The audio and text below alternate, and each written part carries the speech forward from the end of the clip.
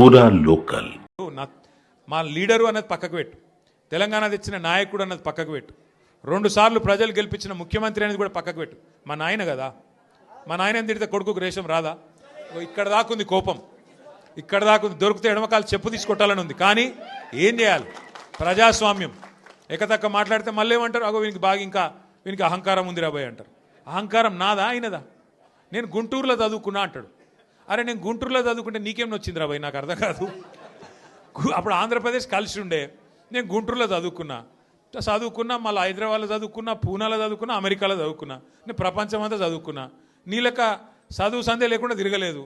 మీ అమ్మాయి నీకు చక్కగా తోవ చూపెట్టలేదు. నేనేం చేయాలి దానికి? నీ ఏడిపోయింది నా మీద. అవో వీనికి ఇంగ్లీష్ వస్తుంది అంటాడు. అరే నాకు వస్తే నీకేం నొప్పిరా నాయన?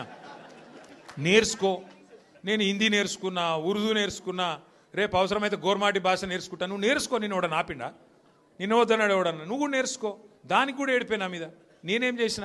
ఇంకొక అంటే నాకు ఎక్కడ గమ్మత్ అనిపిస్తుంది అంటే, నేను ఆంధ్రాకి పోయి ఇంటర్మీడియట్ చదువుకుంటే తప్పట, కానీ ఆయన ఆంధ్రాకి వెళ్ళి అల్లుడిని మాత్రం తెచ్చుకోవచ్చట. ఈ అమ్మ ఇది ఎక్కడ కథరా పోయి?